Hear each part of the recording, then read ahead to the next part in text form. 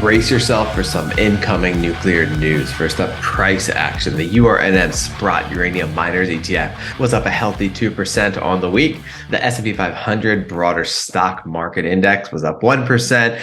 Relative outperformance, not worried about short-term price action. What matters is long-term fundamentals. So let's dive into those. What changed this week? Biden gives PG&E $1 billion to keep the Diablo Canyon nuclear plant open. So this is the start of the wall of money streaming in, the government subsidizing nuclear, eventually subsidizing nuclear fuel, aka uranium. What is the Civil Nuclear Credit Program? The Civil Nuclear Credit Program is a $6 billion strategic investment through the bipartisan infrastructure bill to help preserve the existing U.S. reactor fleet and save thousands of high-paying jobs across the country. This is a critical step towards ensuring that our domestic nuclear fleet will continue providing reliable and affordable power to Americans as the nation's largest source of clean energy. We are in the early stages of the mass adoption of nuclear power. We're just getting started. We continue to see the government pour money into this space.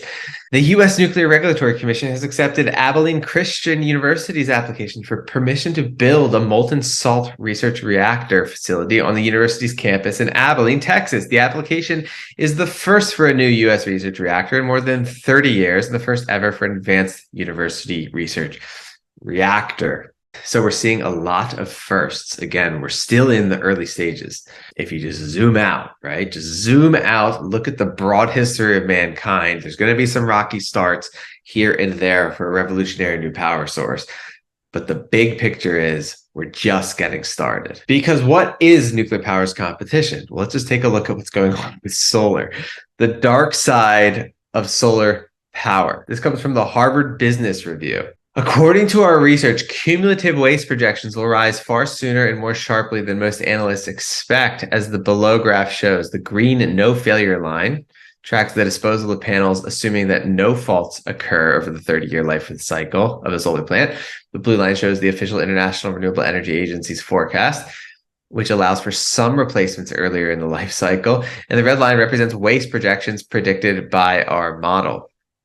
And so look at that exponential growth in solar panel waste. The industry's current circular capacity is woefully unprepared for the deluge of waste that is likely to come. The financial incentive to invest in recycling has never been very strong in solar. While panels contain small amounts of valuable materials such as silver, they are mostly made of glass, an extremely low value material. The long lifespan of solar panels also serves to disincentivize innovation in this area. So solar is not ideal as a sustainable fuel source for the long term, clearly, unless you want our landfills to pile up with garbage. So we've been uncovering the global renaissance taking place in nuclear power. Rolls-Royce calls for formal funding talks over small nuclear plants. Company warns of UK electricity generation crisis if baseload capacity problems are not resolved. The solution to the problem here is nuclear power, according to Rolls-Royce.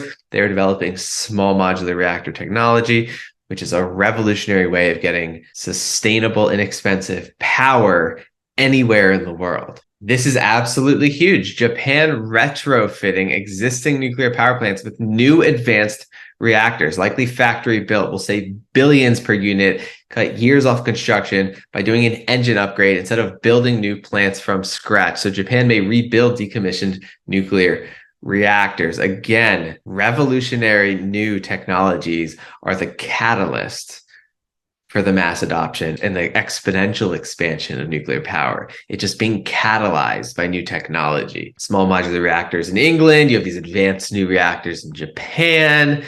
And of course, you have micro reactors. These are factory built plug and play reactors that can be used to power military bases, disaster recovery efforts, or remote locations where traditional infrastructure doesn't exist. Just zoom out. This is truly massive. So what this could do is set up a sustainable power source anywhere in the world. It may just be a time to start buying land out in the middle of nowhere, because it's possible that one day these things will just set up shop, provide an endless supply of clean power, sustainable, which means that you can build practically anything anywhere. Remember, energy is the most important input to human life. So once you get mobile, sustainable energy, it's a game changer. So again, feel free to start buying up some land in the desert. Not financial advice. We've been covering how nuclear power will be a big catalyst for space travel and expansion and exploration. China is developing a new nuclear system to power moon base, expected to be up and running by 2028. Lunar Program chief designer says China is working on system to address long-term high power energy demands of moon station. Of course, what other energy source are you going to use to address long-term high power energy demands than nuclear, right? That's pretty much the only option. China and the US are racing to go nuclear in space. And so we've been covering how the US wants to use nuclear power for space exploration, but now China does too. And so I know a lot of you guys don't believe in the moon landing, but these governments are putting money behind this stuff. And nuclear power is such an obvious fuel source to sustain space travel. Then you have this from Bloomberg, right? Speaking to the geopolitics of uranium.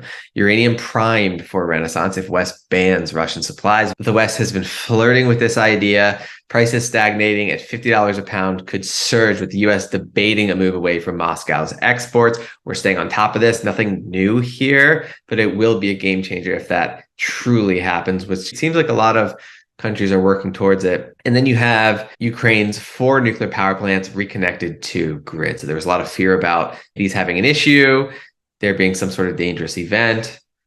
Well, if nuclear power could be safe in a war zone, it can probably be safe in most environments, which is why, if you just look at the math, historically, it's extremely safe, right? We've had enough data collected to prove that. Again, just in the early innings.